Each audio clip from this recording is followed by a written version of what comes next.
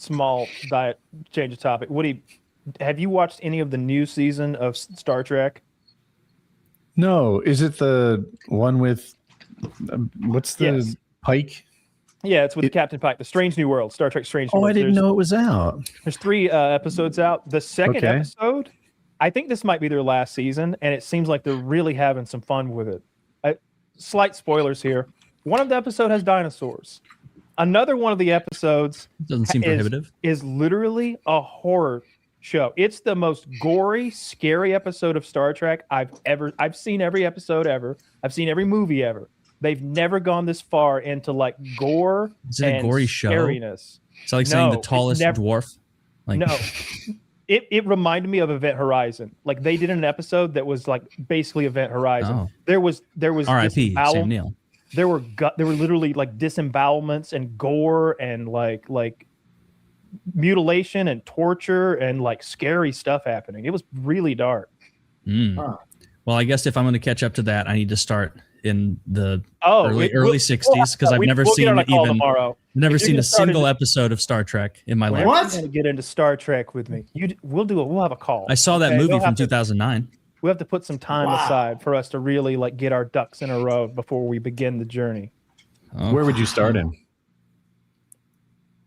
William Shatner, the beginning. I would probably start with Star Trek II: The Wrath of Khan. Ooh. You start me with the second movie in a series? Yes, that's because I know what I'm talking about. Yeah, because the first one has nothing to do with anything. The first one is basically, they didn't know if they wanted to do another season of the TV show, a TV movie, or a blockbuster movie. And production took so long that it went through all 3 of those phases until what they actually made was like a 2-hour and 40-minute long TV episode that's very boring. There is no bad guy in the first one. It's a big science experiment, and that can't boring. Be true. It is. There's not a bad guy in the whole. Just a confused robot that needs to be set back on its way is all. But the second one is like an action movie. You fight Khan, who's like a genetically engineered super soldier who's got like beef with Kirk from back in the day. You get a lot of good like Spock stuff, and you get a bunch of like the background information about like the universe and like who the various races of people are and like what people are up to. You get to meet all the main characters, and it's also one of the old ones, so everything going forward is after that mostly. Okay, but you've also told me that Star Trek is communist propaganda.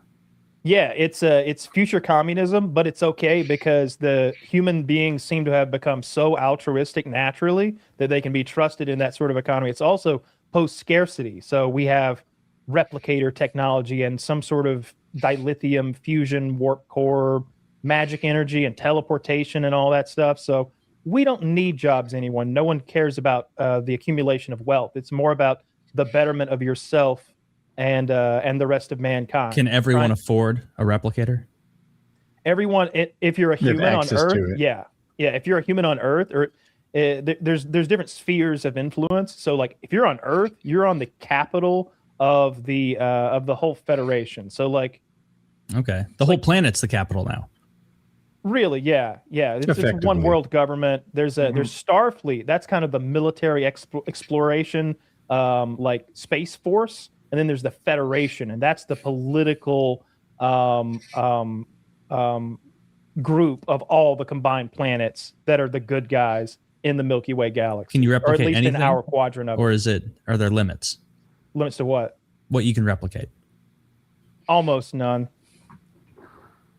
Almost none. Yeah, they seem to build the starships manually, so there must be limits. But like food and things that you want every day, it can just seem to whip up. Really, anything you can imagine, we could find a way to just make it happen pretty much. Except for energy, I suppose. You know? So if you made like a perfect steak and you have one bite and you're like, this is exactly how I want it to be, and then you just replicate the same steak over and over, bada bing? No. They're clear that, so the replicator just like takes food matter and creates whatever you want, but they're very clear that it's not as good as like a home cooked meal or a chef prepared meal. It's always like a downgrade. Oh, well, then they should have better replicators. They can figure that out. Or I guess they can't because nobody's got It jobs. was like, this universe doesn't sound so good after all. Yeah. Post-scarcity, every human's wonderful. It's like, count me out. Lame. It hasn't, I meant it's a teleporter, right? Like, but doesn't that murder me and then create a new Taylor somewhere else? Yes, it does. He's from the Midwest. A 4-hour drive is nothing. He doesn't need teleporter technology. Yeah. So easy peasy. I never thought of that. The teleporter murders you and then puts you back together. So creates a new worse than that. So on my end, it dematerializes you down to the atomic level, but it has scanned you so thoroughly that it knows where the position of every one of those atoms.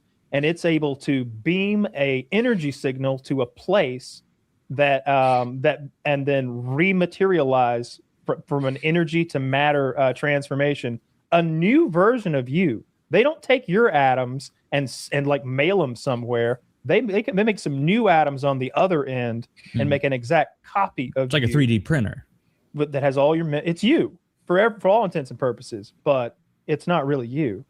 If there was a soul, that it didn't transfer. You just remember. You have all your memories, but that ain't you. Yeah, but the idea that there's only a certain amount of energy, so you're transporting energy. Where does that energy come from that you're making the new you from?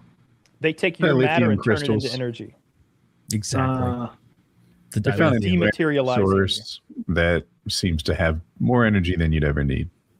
Unless, for the plot, you're running low on gas. They get broke sometimes. Sometimes the crystals break, and you got to stop somewhere and get some new ones. And wouldn't you know it, the people that live on that planet, they got the crystals. They're racists, and you got to deal with that. You got to teach them anti-racist stuff for like 22 more minutes. And you can't just wipe out the lizards and be like, got it.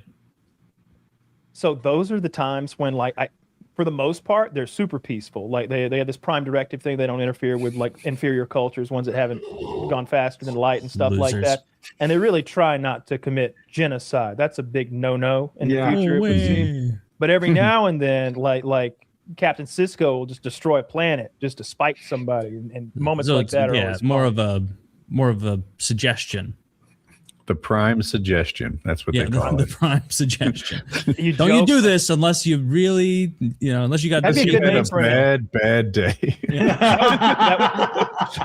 That would genuinely be a good name for an episode because they violate the prime directive constantly. Like, dude, it's all kind of the time. They'll go like back in time and accidentally like introduce themselves to people, maybe replicate a few things out of thin air, maybe cure a disease and leave. And then they come back 1,000 years later and there's monuments to like one of the bit characters that they absolutely loved and consider a god. And he doesn't know how to handle it. It's fun. They've done it several times. They've done it several times. Yeah.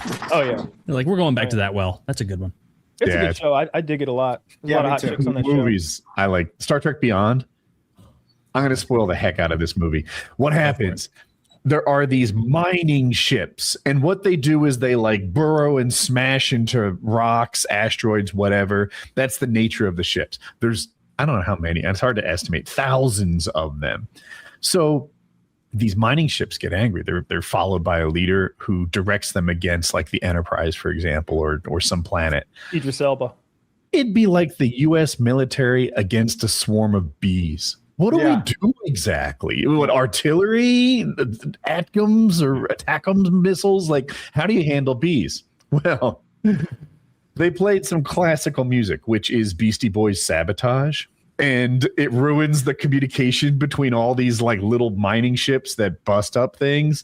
And they all like explode. So it's the Enterprise blasting Beastie Boys into the vacuum of space and breaking all the mining ships, and they just explode as it sails through the mass of them. It's an incredible movie. Kind of awesome. Is that how Star sound Trek works? That is not how sound works in real life. No, I was just making sure. It works great. It works great in Hollywood, and I've said this so many times, but Star Trek movies, it's like they'll do a little casting call. We got a problem. We're going to need some MMA fighters, some base jumpers, and fencing. And people are like, well, I have these skills. And they volunteer for the away mission. And sure enough, you get freaking not Picard. Who is he? William Shatner. Captain Kirk. Captain Kirk on a motocross bike, jumping through the air, causing distractions, while the other people have their marksmanship skills on point. And this is how we deal with our war. It's a blast. Yo, to me, there will never be a dude like William Shatner ever again. Go to Dunkin' Donuts. There's one there right now. Stop it. I think he is so cool. That fucking guy. And he's still kicking. Yeah, my buddy just produced an album with him. He puts out music albums. I wish I could find it, but I have a William Shatner DVD where he teaches paramotoring. Oh my God. It is the funniest fucking thing. He had a little low point in his career, so he started making like how to paramotor. It's like post TJ Hooker.